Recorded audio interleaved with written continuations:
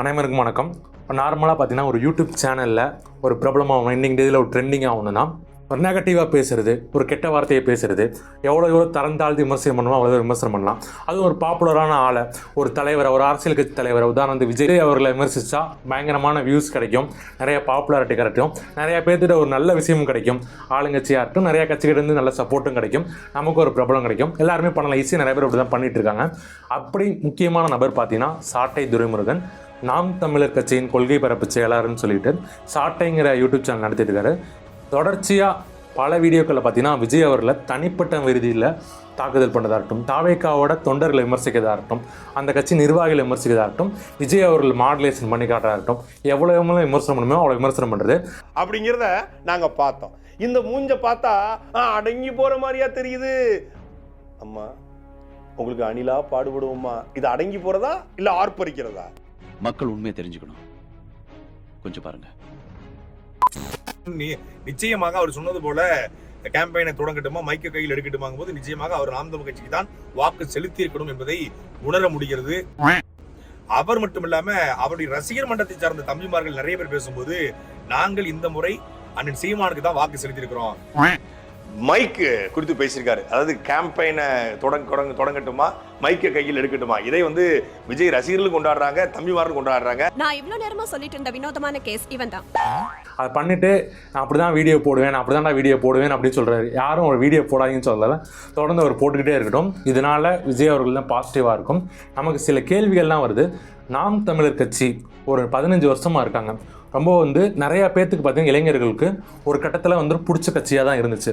ஏன்னு சொல்கிறேன்னு கேட்டுங்க, 2024 சரியாக இந்த 1.5 வருடத்துக்கு முன்னாடி பார்த்தீங்கன்னா பாராளுமன்ற தேர்தல் வருது. அதுக்கு ஒரு மாதம் முன்னாடி தான் பார்த்தீங்கன்னா மைக் அந்த சிம்பிள் கொடுத்துருக்காங்க. பிஃபோர் பார்த்தீங்கன்னா விவசாய சின்னம் வச்சுருந்தாங்க. அந்த சரியாக ரிஜிஸ்டர் பண்ணலன்னு சொல்லி ஒரு மாதம் இடைவெளியில் மைக் சின்னத்தான் கொடுத்துருந்தாங்க. அந்த நேரத்தில் நமக்கு நான் வீடியோ போட்டிருந்தோம்.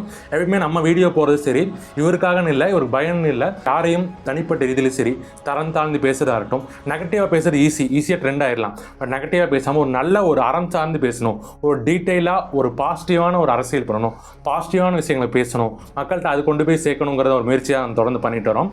அப்படிப்பட்ட சமயத்தில் அந்த நேரத்தில் இது ரொம்ப தப்பாக இருக்குது, நாம் தமிழர் கட்சிக்கு மிகப்பெரிய ஒரு சவாலாக இருக்குது அப்படின்னு சொல்லி நம்ம பேசியிருந்தோம். நிறையா பேர் பேசியிருந்தாங்க, இந்த மாதிரி ஒரு மாத காலத்தில் இந்த மாதிரி ஒரு மைக் சின்னத்தை புதுசாக கொடுத்துட்டாங்க அப்படிங்கிற சொல்லி. அந்த நேரத்தில் தான் பார்த்தீங்கன்னா கோட்டோட பாட்டு வந்துச்சு. இந்த மைக்கை வச்சு சீமான் அண்ணா அவர்களாக இருக்கட்டும், அவர்களே பார்த்தீங்கன்னா மேடையில் பேசியிருந்தாங்க. அதை வச்சு இவர் பார்த்தீங்கன்னா ஒரு 4-5 வீடியோ போட்டிருப்பாரு. அப்படி வீடியோ போட்டு ப்ரொமோட் பண்ணி அந்த மைக் சிம்பிளில் 8% மேலே வாக்குகள் வாங்கியிருக்காங்க. 30 லட்சம் மேலே வாக்குகள் வாங்கியிருந்தாங்க. 30 லட்சத்து மேலே வாக்குகளில் பார்த்தீங்கன்னா பெரும்பான்மை ஒரு 95% பார்த்தீங்கன்னா யங்ஸ்டர்ஸோட வாக்கு தான் வாங்கியிருந்தாங்க. 18லேருந்து 25-30 வயசுக்குள்ள நம்மளோட வாக்கள் தான் வாங்கியிருந்தாங்க. நாம ஏன் வாக்கு செலுத்தணும் அப்படிங்கிற முக்கியமான கேள்வி. 2 திராவிட கட்சிகளுக்கு நமக்கு வேண்டாம், 2 தேசிய கட்சிகள் வேணாம் அப்படிங்கிற அந்த கொள்கையில் உறுதியாக இருந்ததுனால தொடர்ச்சியாக தேர்தல் செஞ்சிச்சு. மக்களுக்காக நிற்பேன், மக்கள் பிரச்சனையை பேசுவேன், தமிழ் தேசியத்தோட மக்கள் பிரச்சனையும் சேர்த்து பேசுவேன், என்னென்ன மக்கள் பிரச்சனையோ அதெல்லாம் பேசுவேன். பாராளுமன்ற தேர்தலில் பிஎம் யார் போகிறாங்கன்னு தான் தேர்தல். மோடி ஒரு பக்கம் நிற்கிறாரு, மோடியோட நிற்கிறது அண்ணாமலை பயங்கர கூட்டணி, ஒரு பெரிய கூட்டணி ஒரு சைடு, இந்த சைடு திமுக தலைமையில் ஒரு கூட்டணி நிற்கிது. அவங்க காங்கிரஸ் வச்சு சொல்கிறாங்க ராகுல் பிரதமர் ஆனால் ஆவான்னு சொல்லி அங்கே நிற்கிறாங்க. அவங்க தான் ஃபுல் சீப்பில் ஜெயிச்சாங்க. ஃபர்ஸ்ட் பிளேஸ் அவங்க வந்தாங்க, செகண்ட் பிளேஸ் ஏடிஎம்கே வந்தாங்க, தேர்ட் பிளேஸ் பிஜேபி அந்த கூட்டணி வந்தாங்க 12. இவங்க 8% வந்தாங்க. நாட்டிலே ஒரு ஆச்சரியம், எந்த ஒரு பிரதமர் வேட்பாளர் இல்லாமல் ஒரு மாநில கட்சி பார்த்தீங்கன்னா அதிக அளவுக்கு ஆனது நாம் தமிழ் மட்டும்தான். பெரும்பான்மை இளைஞர்கள் வாக்கு செலுத்துறாங்க. அந்த இளைஞர்களை விஜய் அவர்களை கவர்ந்த விஜய் அவர்கள் ரசிகர்கள் சரி, அன்னைக்கு தேதி ரசிகர்கள், இன்னைக்கு தொண்டர்கள், அவங்களோட வாக்கு நம்மளோட வாக்கு நிறைய வாக்குகள் பார்த்தீங்கன்னா நாம் தமிழர்களுக்கு. அது விழுந்ததுக்கு ஒரே காரணம் இதுதான். அவங்க இந்த பார்ட்டிக்கெலாம் டிஃப்ரெண்ட்டாக இருக்காங்க, ஒரு நல்ல அரசியல் பேசுவாங்க, ஒரு எதிர்ப்பு அரசியல் இல்லாமல் தேவையான அரசியல் பேசுவாங்க அப்படிங்கிற ஒரு நம்பிக்கையில் நிறைய பேர் வாக்கு செலுத்துறாங்க. இவர் அந்த வாக்கு சதவீதத்தை குறைக்கணுமோ என்னன்னு தெரியல. தொடர்ச்சியாக வீடியோ எப்படி ஒரு கொள்கைக்காக வாக்கு செலுத்தின ஒரு நாம் தமிழர் கட்சி, இன்னைக்கு அதே நாம் தமிழர் கட்சியில் இவர் வீடியோ விஜய் அவர்கள் என்ன பேசினாலும் சரி, இவர் என்ன வீடியோ போடுவார், சாட்டை என்ன வீடியோ போடுவார், பயங்கரமாக கலாய்ப்பார் அப்படிங்கிற ஒரு ரசிகர் கூட்டத்தை, அது ஒரு தற்குறித்தனமான கூட்டத்தை இவர் உருவாக்கிட்டு வராரு. ஏன்டா அட்டபூச்சி வாயா, இவர் பெரிய பிட்டாக்கா பிதர் கோபாலு அப்படியே ஆவணன் பார்த்திய வெறுப்பேத்தி கதி கலங்க வச்சிடுவாரு. அதில் பார்த்தீங்கன்னா இன்னொரு சில பேர் வந்து விஜய் அவர்கள் பிடிச்சவர்களும் சரி போய் வீடியோ பார்த்துட்டு அவங்கள போய் திட்டுறாங்க. எதுக்கு நீங்கள் பார்க்கணுங்க எனக்கு புரியல. இந்த மாதிரி நபர்களை வந்து இக்னோர் பண்ணுங்கன்னா தளபதி சொல்லியிருக்காரு, டீசன்ட் பாலிடிக்ஸ் சொல்லியிருக்காரு. இந்த மாதிரி பாலிடிக்ஸ் டீசன்ட்னா என்னன்னே தெரியாத இவரோட வீடியோவை எதுக்கு பார்த்து நீங்கள் கமெண்ட் பண்ணிருக்கீங்கன்னு எனக்கும் அது புரியல. ஸோ நெகட்டிவாக பேசினா தான் பார்ப்பீங்க போலது. ஸோ அந்த மாதிரி நீங்களும் பார்த்துட்டு இருக்கீங்க. இன்னொரு சைடு திமுகலேருந்து சரி, ஏடிஎம்கேலேருந்து சரி, திமுகலேருந்து மெயினாக சரி, நிறையா வந்து எக்ஸில் வந்து பார்த்தீங்கன்னா சாட்டை வீடியோ வந்து ட்ரெண்ட் பண்ணுறது, சாட்டை வீடியோ பார்க்குறது, விஜய் அவர்களை பேசுகிறது. விஜய் அவர்களை பேசினா தான் தமிழில் வச்சா தான் அவரை பற்றி பேசினா தான் வியூஸ் போகுது நல்லா தெரிஞ்சிருச்சு. ஒரு வீடியோக்கு எவ்வளோ அமௌண்ட் வருதுன்னு தெரியல, நல்ல அமௌண்ட் வருது, நல்ல வியூஸ் போகுது. முழுக்க காரணம் விஜய் அவர்களை மட்டும்தான் மையமாக வச்சு அரசியல் பண்ணிட்டு இருக்காரு. எந்த அளவுக்கு இதுனா, நாம் தமிழர் கட்சியை பார்த்தீங்கன்னா கொஞ்ச நாளுக்கு முன்னாடி சீமான் அவர்களே சொல்லியிருப்பாங்க, நம்ம வந்து இனிமேல் விஜய் அவர்களை விமர்சிக்கக்கூடாது, தம்பி கட்சியை விமர்சிக்கக்கூடாதுன்னு சொல்லியிருப்பாங்க. அதை கேட்காம தொடர்ச்சி அவர் செயல்பட்டு வர்றாரு.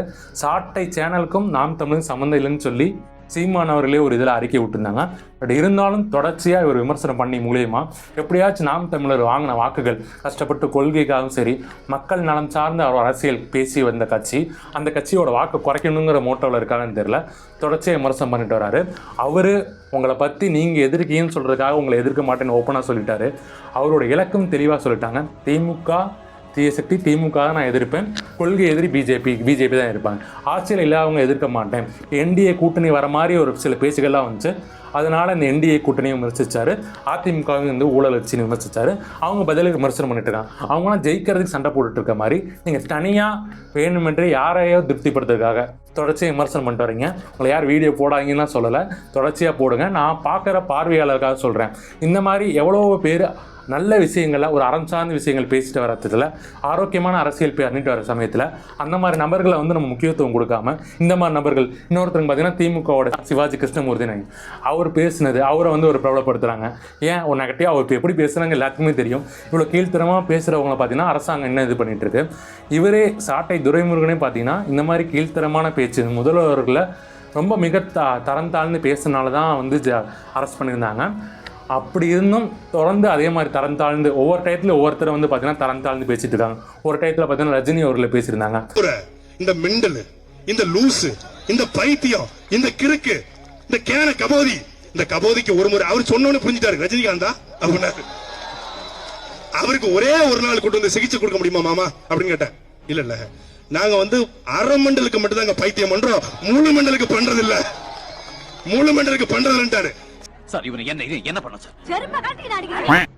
அதுக்கப்புறம் ஒரு டைம் பார்த்தீங்கன்னா அஜித் அவர்களே பேசியிருந்தாங்க. இன்றைக்கி சில அஜித் ரசிகர்லாம் வந்து அவர் வந்து வீடியோக்கு வந்து போய் ஃபயர் விடுறாங்க. பட் அஜித் அவர்களை பற்றி பேசியிருந்தாங்க. தொடர்ச்சியாக யாரையாச்சும் நெகட்டிவாக பேசி தான் இவர் வந்துட்டுருக்காரு. இது அந்த கட்சிக்கு ரொம்ப நல்லதில்லை. இந்த மாதிரி ஒரு கூட்டத்தை உருவாக்கி நெகட்டிவாக பேசுகிறவன் அப்படின்னு சொல்லி ஒரு கூட்டத்தை உருவாக்குறது எந்த விதத்திலும் தமிழ்நாட்டு அரசியலில் அப்புறப்படுத்த வேண்டிய இது பார்த்திங்கன்னா இந்த ஒரு சாட்டையோட சேனலோட வீடியோவாக சரி, அதில் பாசிட்டிவாக கமெண்ட் போடுறவங்க நபர்கள்லாம் சரி. ஏன்னா எவ்வளோ முக்கியமான பிரச்சனைகள் இருக்குது. நாள்தோறும் அரசாங்கத்தை நோக்கி எதிர்கட்சிகள் வேலையும் சரி, மீடியாவோட வேலையும் சரி, அரசாங்கத்தை நோக்கி கேள்வி கேட்கணும். அதுதான் நடக்கணும்.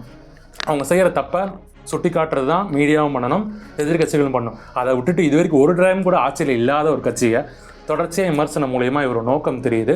இவரோட நோக்கத்தை நம்ம தீனி போடுற மாதிரி இன்னும் நீங்கள் எல்லாரும் போய் பார்த்து இது பெருசு பண்ணாதீங்க. அவருடைய இதோட விளைவு நாம் தமிழர் கட்சி போன தேர்தலில் 8% வாங்கியிருந்தாங்க. இந்த தேர்தலில் கண்டிப்பாக 8% மேலே வாங்க முடியாதுங்கிறத உறுதிப்படுத்த வேலையை வேறு யாருமே செய்யலை. அவர் தனிப்பட்ட முறையில் அவரே செஞ்சிட்ருக்காரு. இந்த கடல் மாநாட்டும் சில நல்ல விஷயங்கள் நாம் தமிழர் மேலே சீமானவர்களும் மாரி சில விமர்சனங்கள் இருக்குது. சில இது மாற்றி பேசுகிறாருங்கிறது நம்மளும் விமர்சனம் பண்ணியிருந்தோம். இன்னொரு டைம் கூட லாஸ்ட் டைம் கூட வீடியோ போட்டிருந்தோம். இந்த மாதிரி மாற்றி ஏன் பேசுகிறீங்க, விஜய் அவர்கள் தம்பின்னு சொல்லி நீங்கள் எதிர்த்து பேசினாலும் சப்போர்ட் பண்ணுவேன்னு சொன்னேன்னு சொன்னீங்க, இப்போ ஏன் எதிர்த்து பேசுகிறீங்க, அந்த மாதிரி நம்மளும் பேசியிருந்தோம். பட் இருந்தாலும் அவரோட கொள்கைகளை சரி நல்ல விஷயங்கள், நம்ம விஜய் சொன்ன மாதிரி யார்கிட்ட நல்ல விஷயங்கள் எடுத்துக்குவோம், அந்த மாதிரி ஒரு நல்ல விஷயங்கள்லாம் பேசுகிறாரு. அதெல்லாம் வீடியோவாக போட மாட்டேங்கிறாரு. போட்டால் அவர் வியூஸ் போக மாட்டேங்குது. இதுதான் ஒரு காரணம்னு நினைக்கிறேன். இவர் தொடர்ச்சியாக வந்து வியூஸுக்காகவும் பணத்துக்காகவும் விஜய் விமர்சிக்கவர். நாளைக்கு இதே மாதிரி வியூஸுக்காகவும் பணத்துக்காகவும் எந்த எக்ஸ்டென்ட் போய் விமர்சனம் பண்ணுவார்.